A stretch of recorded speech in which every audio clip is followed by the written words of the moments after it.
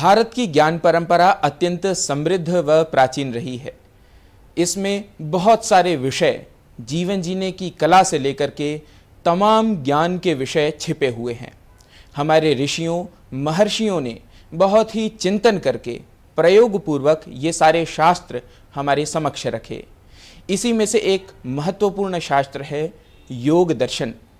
योग जो हमें जीवन की कला सिखाता है, हमें जीना सिखाता है, हमारी तमाम जो ज़रूरतें हैं उन्हें पूरा करता है। आज इसी योग विषय पर बात करने के लिए हमारे साथ एक ऐसे योग गुरु जुड़े हैं जिन्होंने अपने जीवन में योग उतार करके योग जगत को ही नहीं बल्कि पूरे समाज को बहुत कुछ दिया है। आज इस डीडी न्यूज़ के विशेष योग संवाद में हमारे साथ हैं योग गुरु भारत भूषण जी। गुरु जी, आपका इस विशेष संवाद में सबसे पहले स्वागत करता हूं। धन्यवाद। हम सबसे पहले ये जानना चाहते हैं, जैसा कि ज्ञात है आपने मात्र 20 वर्ष की आयु में मोक्षायतन अंतर्राष्ट्रीय योग संस्थान की स्थापना की और उसी समय अपने पूरे परिवार को योग में लगा करके, जिस समय योग का बहुत अधिक प्रचलन नहीं था, और अपने पूरे जीवन को योग में लगाया। इस योग यात्रा के विषय में आप कृपया हमारे दर्शकों को बताइए। ये एक सहज यात्रा है, क्योंकि मनुष्य का एक सिद्धांत है, एक स्वभाव है कि वो दुख से मुक्त रहना चाहता है और आनंद से युक्त रहना चाहता है। तो मुझे भी ये अच्छा लग रहा था कि मैं दुखी ना हूँ और मेरा आस पड़ोस दुखी ना हो, और फिर मुझे आनंद आ जाए तो उसके बाद आनंद को बांटने में आनंद जो आता है वो अलग ही है। तो मोक्षायतन अंतर्राष्ट्रीय योग संस्थान की स्थापना भी कुछ इसी तरह की दीवानगी से जुड़ी हुई है। मुझे अच्छा लगता रहा, मैं आगे चलता रहा और उसको दिव्य आशीर्वाद मिलते रहे। और उस आशीर्वाद का स्वरूप यह है कि एक दिन प्रातःकालीन जो ध्यान साधना होती है उसमें यह आया कि ये छोटे छोटे हम स्टूडियो, सैलून्स, योग संस्थान ये बनाते हैं। तो जब हम वसुधैव कुटुंबकम कहते हैं तो फिर वसुधैव कुटुंबकम का रूप कुटुंब का तो होना ही चाहिए। तो इसलिए फिर वो अंतर्राष्ट्रीय भी हो गया और वो भोगायतन न हो करके मोक्षायतन भी हो गया कि ये जो शरीर हमको मिला है, शरीर माध्यम खलु धर्म साधनम, ये एक बहुत प्रसिद्ध सूक्ति है। हाँ, तो ये शरीर जो है, जन्म है हमारा मानव जन्म, तो वो अपने धर्म के पालन के लिए है।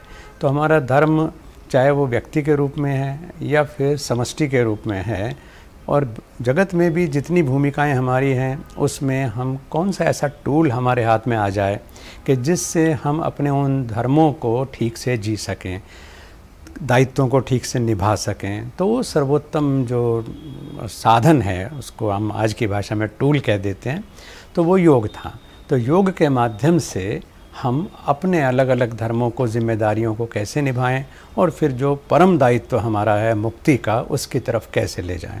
तो इसके लिए योग साधन था। तो उसमें जब मैं दुखी होकर के चिल्लाता हूँ और सबको जोड़ना चाहता हूँ, तो ऐसे ही जो आनंदित है वो भी उछल पड़ता है और वो सबको जोड़ना चाहता है। तो उस रूप में फिर मोक्षायतन योग संस्थान की स्थापना हुई। ये 1973 में हो गई थी। तब तो संस्थान के रूप में योग का कुछ ऐसा स्वरूप कहीं और देखने को नहीं मिलता था, लेकिन मैं ये सोचता रहा ये स्वतः स्फूर्त है और ईश्वरीय आदेश है, मुझे इसको करना चाहिए। गुरु जी, एक बेहद सामान्य सा प्रश्न है। आजकल युवा और विशेष रूप से बच्चे पूछते हैं कि हम क्यों योग करें, इसका क्या उत्तर देंगे? ये प्रश्न तो आना भी चाहिए। स्वामी विवेकानंद ने भी ये प्रश्न किया था गुरुदेव से, रामकृष्ण परमहंस जी से, और ये प्रश्न यही किया था कि जब उन्होंने कहा कि हम तुम्हें ईश्वर का साक्षात्कार कराना चाहते हैं और मैंने तुमको चुन लिया है, तो विवेकानंद वहाँ एकदम अंधभक्त नहीं हुए, वो एक नास्तिक के रूप में खड़े हुए थे और उन्होंने कहा कि क्या आप मुझे परमात्मा का साक्षात्कार करा सकते हैं? तो रामकृष्ण जी बोले कि हाँ, क्यों नहीं, कराऊंगा और अभी। तो उन्होंने उस समय अपनी शक्तियों का प्रयोग करते हुए, जैसे माँ स्पर्श से बच्चे को आनंद दे देती है, ऐसे उन्होंने स्पर्श से उनको दिव्य अनुभूति कराई। तो इसी तरह से ये जिज्ञासा होनी स्वाभाविक है और वो जिज्ञासा किए बिना चलना भी नहीं चाहिए आगे, क्योंकि जब तक आत्मविश्वास ना हो तब तक हम गुरु के ऊपर विश्वास नहीं कर सकते और तब तक हम परमात्मा पर भी विश्वास नहीं कर सकते। यानी ईश्वर पर विश्वास की भी पहली सीढ़ी आत्मविश्वास है। तो उसमें प्रयोजनम अनुद्देश्य मंदोपि न प्रवर्तते एक सूत्र है कि मूर्ख भी बिना उद्देश्य के काम नहीं करता है, तो आप योग बिना उद्देश्य के क्यों करेंगे। तो हमारा समान उद्देश्य है कि हम लोग वर्तमान में जो भी हमारा दुख है, समस्या है, उससे छुटकारा पाना चाहते हैं। और जैसे ही समस्या से, बंधन से, पचड़ों से बाहर को निकले तो लगता है कि मज़ा आ जाए तो थोड़ा और मज़ा आ जाए तो कितना अच्छा है। तो दुःखत्रय निवृत्ति ही स्वरूपानंद वाप्तिश्च जो सांख्य का उद्घोष है, यही हमारे जीवन का उद्देश्य है। तो ये योग एक कॉमन गोल के लिए है, यानी सबके समान उद्देश्य को प्रतिपूर्ति करने वाली एकमात्र विद्या योग है, इसलिए योग करना चाहिए। तो उससे वंचित अगर आदमी मानव जीवन में होकर के रह गया तो जीवन तो अधूरा ही रह गया। तो इसी वजह से हमारे ऋषियों ने सबके लिए इसे बांटने की कोशिश की। और फिर आज जिस परिवेश में हम रह रहे हैं, क्योंकि शासक जैसा होता है प्रजा भी वैसी, यथा राजा तथा प्रजा। तो राजा कोई आदमी नहीं होता, मतलब हम जो सामान्य कहते हैं ना कि पब्लिक विल, उसका प्रतिनिधि होता है। तो पूरे देश में एक ऐसी क्रांति की ज़रूरत थी कि हम भारत का वर्चस्व विश्व में किस प्रकार से फैले। तो वो क्योंकि योगोन्मुखी मंतव्य की विभूति हैं, इसलिए उन्होंने सोचा कि पूरी दुनिया को ही क्यों ना इस रंग में रंग डालें। और जो आज मिसाइल्स और बॉम्ब्स के कोने में बैठी हुई, किनारे पे बैठी हुई दुनिया है, विध्वंस की ओर जाती हुई, उसे हम प्रेम, सहअस्तित्व और सहयोग का रास्ता योग के मार्ग से क्यों ना दे दें। तो इसलिए हाथों हाथ अंतर्राष्ट्रीय जो हमारी यूनाइटेड नेशंस ऑर्गेनाइजेशन है, उसने इसको हाथों हाथ लिया। सारी दुनिया के देशों ने उसमें सहमति व्यक्त की और पाया कि ultimate solution of human problem lies in yoga and yoga only. तो इसका ही आज विस्तृत परिणाम है कि क्यों हम योग करें। ये केवल भारत के लोगों ने ही नहीं बल्कि दुनिया के लोगों ने अच्छे से समझ लिया और उसको फॉलो कर रहे हैं। जी, जैसा कि हम जानते हैं प्रायः 90 के दशक से ये योग दिवस आरंभ हुआ। उस समय बहुत ही सीमित स्वरूप में था और आरंभ करने वाले आप ही रहे। और आज आप जो देख रहे हैं कि हम 9वां अंतर्राष्ट्रीय योग दिवस मनाने जा रहे हैं, कैसा लगता है ये देखकर? हाँ, कोई बीज अगर मैंने बोया है और वो बीज धरती का सीना फाड़ करके बाहर निकले, पादप बन जाए और फिर वो वट वृक्ष बन जाए और उस वट वृक्ष पर वैसे ही बीज अनेक अनेक लगते चले जाएं, इससे बड़ी तृप्ति और क्या हो सकती है। मुझे वो 1990 से जो शुरुआत हुई उसको हमने योग सप्ताह के रूप में शुरू किया था, फिर वो योग महोत्सव बन गया और ये निसंदेह सत्य है कि वो दुनिया का पहला अंतर्राष्ट्रीय योग आयोजन था। और उस समय में क्योंकि मेरे पास एक अमेरिका से दल आया हुआ था 19 लोगों का, और उनकी अक्सर लोगों की ये थे किसी गुरु को देखते हैं सब, आइए आप हमारे देश में चलिए।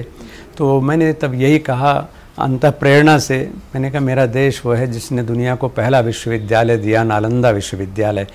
तो लोग, सभी संस्कृति के लोग यहाँ आ करके स्वम स्वम चरित्रम शिक्षेरन पृथिव्या सर्वमानवा कि पूरी दुनिया के लोग आकर के यहाँ शिक्षा प्राप्त करें। मैं शिक्षा जगत से भी जुड़ा रहा, मुझे ट्यूशन पढ़ाना और पढ़ना दोनों कभी अच्छे नहीं लगे।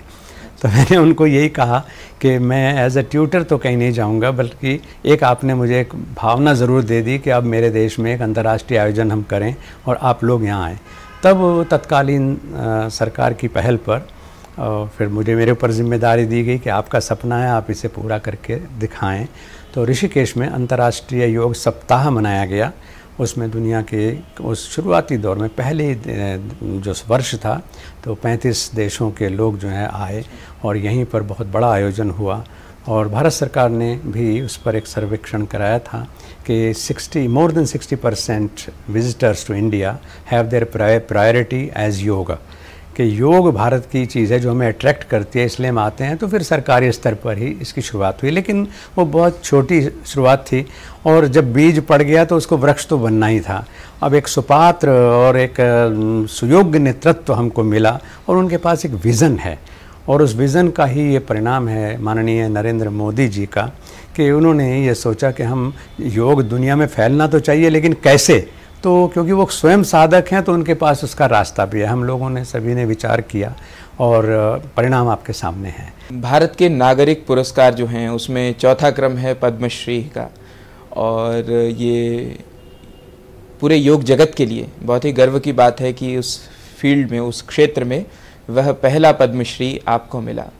व्यक्तिगत रूप से कोई पुरस्कार मिलना एक व्यक्ति के लिए तो अच्छी बात होती है, प्रसन्नता की बात होती है, लेकिन एक पूरे उस क्षेत्र को यह पुरस्कार मिला, आप इसे कैसे देखते हैं?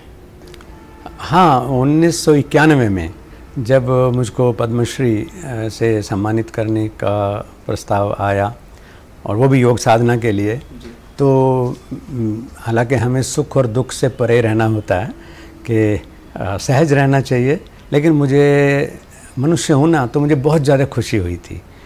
तो मेरे पूज्य पिता सामने थे, तो उन्होंने ये कहा कि क्या बात, बहुत खुश हो रहा है? तो मैंने कहा हाँ, क्या बात हो गई? मैंने कहा आज इसलिए खुश हो रहा हूँ कि मेरी विद्या को, जिसका मैं दीवाना हूँ, उस विद्या को मेरे नाम से सम्मानित करने का मौका मिला। यानी योग के क्षेत्र में कभी अवार्ड्स नहीं होते थे, बल्कि योग के बारे में सोचते थे तो साधु सन्यासियों का अलग विषय है, और या फिर किसी खास धर्म के लोगों का विषय है। लेकिन योग एक वैश्विक विषय है, क्योंकि ये शायद मेरे माध्यम से स्थापित हो पाया। इसीलिए उस निर्विवाद सत्य को स्वीकार उस समय की सरकार ने भी किया, और मुझे ये गौरव मिला कि अगर योग में रिकॉग्निशन की बुनियाद तक जाया जाएगा तो सबसे नीचे बैठा हुआ मैं दिखाई दूंगा कि योग को पहली बार पद्मश्री पुरस्कार मिला, और वो भी मेरे माध्यम से मिला है। तो मेरे लिए बहुत गौरव की बात थी, बहुत गौरव की बात थी।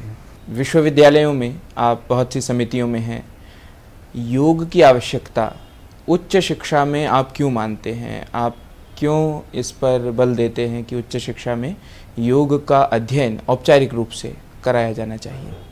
हाँ, सबसे पहले तो मैंने यही देखा कि हम शिकायत करते रहते हैं कि आज शिक्षा का स्तर गिर रहा है, आज युवा पथभ्रष्ट हो रहा है, अपने मूल से दूर जा रहा है, ऐसी शिकायतें। फिर मेरे पास समय यंग मैन यानी नौजवान लड़के आते थे योगाभ्यास के लिए और व्यायाम के लिए, तो उनमें भी मुझे लगा कि ये कई तो ऐसे हैं जो घड़े बन गए हैं, अब इनकी मैं सुराही कैसे बनाऊँ। तो इस चीज़ पर महसूस किया गया कि हम क्यों ना शुरू से ही उन्हें एक दिशा दें, जो कि हमारी परंपरा रही कि बच्चे को गुरुजी के पास छोड़ आते थे, और गुरुजी के ऊपर जिम्मेदारी थी कि वो भीतर हाथ सहारी दे, बाहर मारे चोट, वो उसे कैसे आकार दे दें। तो मैंने सबसे पहली शुरुआत तो ये कर पाया मैं कि एक, ताकि बच्चे आधुनिक परिप्रेक्ष्य में भी पिछड़े हुए ना हों, और वो अपनी जो बुनियाद है, अपनी जो मूल है, उसको भी ना छोड़ें, जिससे कि वो अधिक पुष्ट हों। तो हमने नेशन बिल्डर्स एकेडमी की स्थापना की इस नाम से, कि वो मतलब हमारा जो यंग जनरेशन है वही देश का भविष्य है, तो उनकी एकेडमी। फिर उसके बाद ये लगा कि हालात को दोष देने के बजाय हमें इनिशिएटिव लेना चाहिए, और शिक्षा का, क्योंकि योग विहीन शिक्षा शिक्षा होती ही नहीं है, जो सच्ची बात है। क्योंकि शिक्षा का उद्देश्य जो है कि सा विद्या या विमुक्तये, जब व्यक्ति पढ़ेगा तो वो बढ़ेगा भी। जब बच्चा योग पढ़ेगा और उसने डिग्री ले ली, और उसके विपरीत अगर उसका आचरण है, तो लोग कम से कम ये तो पूछेंगे, अरे तुम योग के निष्णात हो, योग के तुम ग्रेजुएट हो, तुम्हारी अपनी हालत क्या है। तो ये जो एक समझिए वातावरण बनना कि अगर कोई बच्चा योग का ग्रेजुएट है तो वो कैसा होना चाहिए, तो उसके आचरण में भी जाएगा। जो हम विज्ञान के विद्यार्थी हैं और अवैज्ञानिक तरीके से जीते हैं, तो लोग कहेंगे तुम साइंस पढ़े लिखे हो, कैसा जी रहे हो। तो ऐसे ही योग एक ऐसा कारण बन जाए कि उसकी वजह से गुणवत्ता व्यक्ति के जीवन में, वर्तमान शिक्षा के स्तर पर, और राष्ट्र के और मानवता के भविष्य के स्तर पर हो। इसलिए ये बहुत अर्नेस्ट डिज़ायर थी मेरे मन की कि योग को पाठ्यक्रम का विषय होना चाहिए, और independent graduation, post graduation, masters degree, researches वो योग में हो। एक बहुत सुंदर दृश्य समझता हूँ मैं, पूरे देशवासियों ने देखा था जब दो देशों के राष्ट्राध्यक्ष एक साथ योग कर रहे थे और आप उसमें सत्र का संचालन कर रहे थे, योग करना आप वहाँ पर सिखा रहे थे। वह दृश्य देखकर क्या आपके मन में भाव था? निश्चित रूप से, हालांकि मेरे पूज्य पिता ये कहा करते थे कि तू चलता रहे, रास्ते में बहुत सारे पड़ाव सुंदर सुंदर तेरी इंतज़ार कर रहे हैं, तो रुक मत जाना। और वो बल्कि ये भी कहते थे कि जब कभी विषमता आती कि मैंने सोच लिया ये होना चाहिए, हो नहीं रहा है, तो कहते कि देखो जो बढ़ रहा है उसका तो हवा भी विरोध करती है, तो इसलिए तुम ये सोच के मत रुक जाना कि हवा तेज़ चल रही है, बल्कि ये सोचो कि तुम सही चल रहे हो। तो ऐसे ही एक परिकल्पना थी कि जो योगी हैं उनको तो सर्वमान्यता होती है। तो ये जो घटना आप जिसका जिक्र कर रहे हैं वो ऐसी प्यारी है कि उसमें राष्ट्रपति जी ने स्वयं भाषण देख करके कहा कि it was first time in world history the two heads of states were practicing yoga on single platform in Swami जी's क्लास। तो ये बहुत बड़ी अनुभूति थी, और क्योंकि मैं तो स्वयं उसका विषय था, मुझे खुशी इस बात की नहीं थी कि मैंने दो देशों को राष्ट्रपतियों को एक साथ अभ्यास कराया। मुझे ये वहाँ भी यही खुशी थी, पद्म अवार्ड की तरह से ही, कि आज ईश्वर ने क्या माहौल पैदा किया है कि दो देशों के राष्ट्राध्यक्ष अपने राष्ट्राध्यक्ष की कुर्सी छोड़ करके योग साधना के आसन पर सामने पब्लिक में बैठे हुए हैं, और जो गुरु का स्थान है वो उन्होंने जहाँ होना चाहिए वहाँ बना करके रखा। सूरीनाम के राष्ट्रपति बोलेनो डेजी बोटर्से और हमारे राष्ट्रपति महामहिम रामनाथ कोविंद जी उस समय के, वो दोनों, उन्होंने जो एक प्रोटोकॉल है कि राष्ट्राध्यक्ष आएंगे तो उनका देशों का राष्ट्रगान बजेगा, आसन पर होंगे, वो भी कराया, लेकिन वो उन्होंने अलग कुर्सी पर बैठ करके कराया, फिर कुर्सी हटा दी गई उनके द्वारा और सामने आसन पर बैठ करके उन्होंने योगाभ्यास किया। तो ये मेरे योग की जो ऊंचाई है, मतलब मैं तो साधक हूँ, मुझे तो अभी मेरी पहचान जिस दिन वो छिन जाएगी उस दिन मुझसे कुछ छिनेगा। तो वो मेरी बहुत बड़ी पहचान है कि साधक होने के नाते ये दृश्य मुझे देखने को मिले, और मैं सोचता हूँ जो अगली जनरेशन्स हैं वो इसके और परिपक्व रूप को देखें कि दो देशों के राष्ट्रपति, एक ऐतिहासिक घटना थी वास्तव में। मैं समझता हूँ ये योग की ही शिक्षा या राष्ट्राध्यक्षों की भी साधना थी जो उन्होंने इस दोनों जो औपचारिक पद्धतियाँ हैं उनका और हमारी प्राचीन परंपरा का, दोनों का समन्वय करके वो कार्य संपन्न कराया। बिल्कुल, ये उनका बहुत बड़ा कद दिखाई दिया इससे, और वो और ऊंचे हो गए। कहते हैं ना कि जो चीज़ जितनी गति से आप नीचे भी फेंकोगे तो उतनी से दुगनी गति से ऊपर आती है। तो वो एक अविस्मरणीय घटना हो गई। और जब भी कहीं इस बात का उल्लेख होता है तो ये आता है कि हमारे जो राष्ट्राध्यक्ष हैं उनकी भी सोच की ऊंचाई को लोग दाद देते हैं। गुरुजी, योग से जो हमारा पर्यटन का क्षेत्र है वह भी नित्य बढ़ रहा है। योग नगरी ऋषिकेश में या अन्य स्थानों पर जगह जगह पर योग केंद्र या ऐसे सेंटर्स खुल रहे हैं जहां लोग जाकर नित्य योग का अभ्यास कर रहे हैं।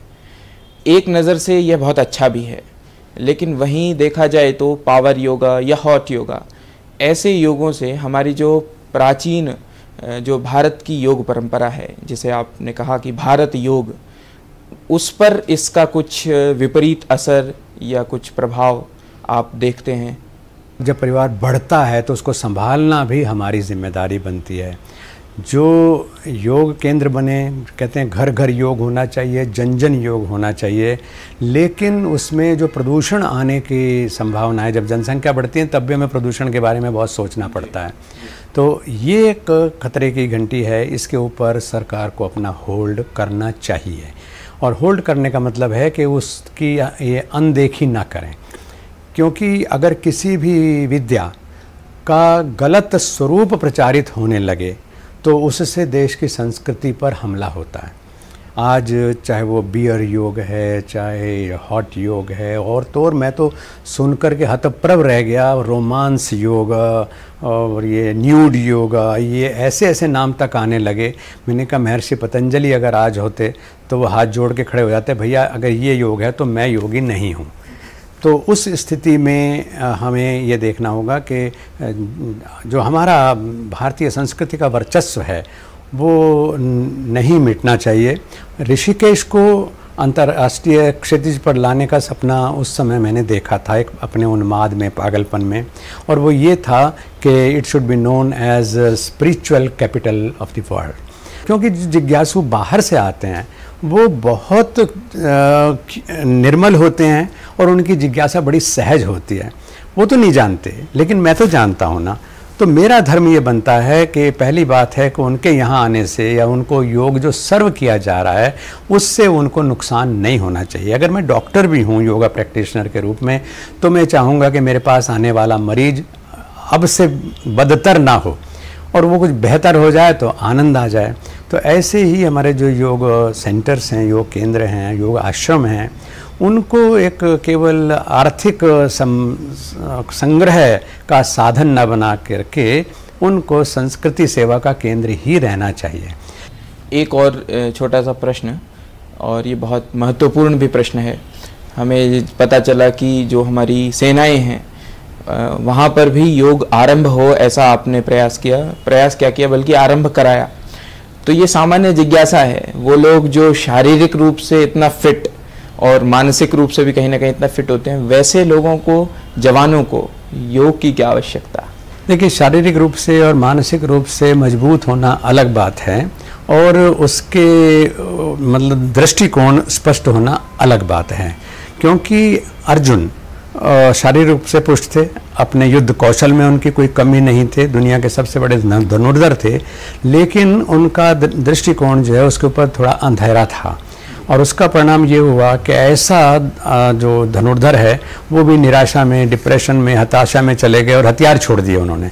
तो मेरे सामने जब ये समस्या आई, मतलब इच्छा थी कि सेना में योग होना चाहिए, तो ये जिज्ञासा रखी गई कि ये तो साधु संतों का काम है योग, ये तो सेना के लोग तो लड़ने भिड़ने वाले हैं, तो यहाँ योग की क्या ज़रूरत है। तो मैंने यही उदाहरण दिया था उनको कि दुनिया का जो सबसे प्रसिद्ध योग का उपदेश है वो एक हताश सैनिक को दिया गया था, जिसको हम कुरुक्षेत्र बोलते हैं और महाभारत बोलते हैं।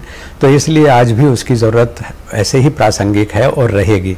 तो मुझे खुशी है कि चाहे सेना के अंदर इसकी शुरुआत हुई हो, प्रशासनिक अकादमियों में हुई हो, पुलिस में हुई, उद्योग में हुई, पर्यटन में हुई, संस्कृति में हुई, शिक्षा में हुई, उसका बीजारोपण एक योग साधक के रूप में इस साधक के मन में आया और उसको सब ने मिलकर बहुत उस बीज को सजाया, संवारा और उसको पुष्पित पल्लवित होने में योगदान दिया।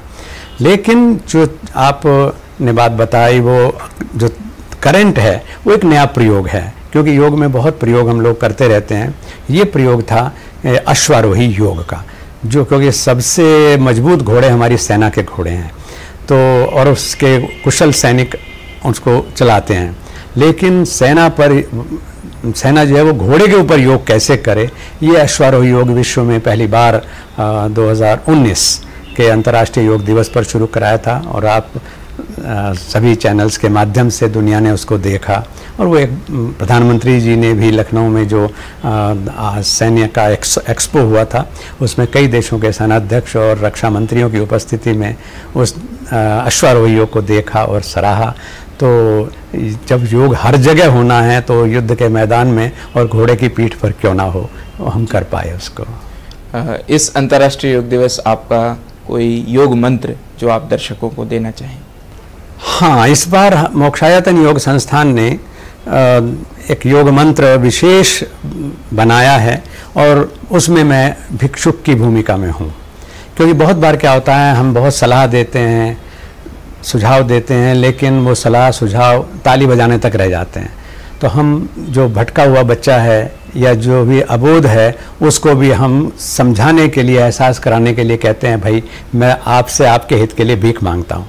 तो मैंने आपके लिए एक भीख मांगी है इस अंतर्राष्ट्रीय योग दिवस पर कि संस्कार से विहीन ज्ञान हो या विज्ञान हो, क्योंकि योग तो महाविज्ञान है, तो वो हमको विकास नहीं विनाश की ओर ले जाता है। इसलिए अगर आप, हमारी परंपरा ब्रह्म मुहूर्त में जगना, कृतज्ञ होना, माता पिता गुरु के प्रति श्रद्धा भाव लेना, उनको प्रणाम करना, नित्य योगाभ्यास करना, सात्विक आहार लेना, नित्य प्रति भले ही एक श्लोक भले ही एक चौपाई, भले ही एक सूत्र, यानी स्वाध्याय ज़रूर करना, और इससे जो हमें साधक संपदा मिले, सुंदर स्वास्थ्य मिले, सुंदर सोच मिले, हमारी ऊर्जा बढ़े, उन सब को विनाश की तरफ न ले जा करके यानी नशे से मुक्त होना। तो ये 5 जो संकल्प हैं ये हमारी योग साधना का आधार हैं, जिनकी प्राय अभी तक कहीं चर्चा नहीं होती, और हम सीधे सीधे करो योग रहो निरोग ऐसी ऐसी बातें करने लगते हैं। ये नारा तो है, लेकिन जब तक उसको हम धरातल पर नहीं उतारेंगे तो वो समृद्धि नहीं मिलेगी। योग दिवस जो है वो एक दिन के लिए नहीं है, बल्कि अंतर्राष्ट्रीय योग दिवस का हमारा आह्वान ये, प्रधानमंत्री जी का आह्वान ये, यूएनओ का आह्वान ये कि it should B A part of your everyday practice, और उसके साथ हम नित्य स्वाध्यायी हों, मनन करें, और अंत में तत्र निर्विषयम मनः, हम व्यसनों से बचें। आपके लिए बहुत बहुत शुभकामना। दूरदर्शन के प्रति मैं बहुत बहुत आभारी हूँ। इतने लंबे समय से मेरी यात्रा के आरंभ से दूरदर्शन जुड़ा हुआ है, और मुझे आज तो बहुत ज़्यादा अच्छा लगा कि दूरदर्शन फिर मेरी इस पहल में मेरे साथ है। हरिओम। बहुत बहुत धन्यवाद गुरुजी इस योगमय संवाद के लिए। तो दर्शकों, आप देख रहे थे इस योग संवाद को। आशा है डीडी न्यूज़ के माध्यम से दिखाए जाने वाले योग मंत्र, योग सूत्र, योग यात्रा, योग संवाद जैसे कार्यक्रमों को आप नित्य देख रहे होंगे और लाभान्वित भी हो रहे होंगे। आइए आपसे फिर ऐसे ही किसी कार्यक्रम में मिलते हैं। तब तक के लिए नमस्कार।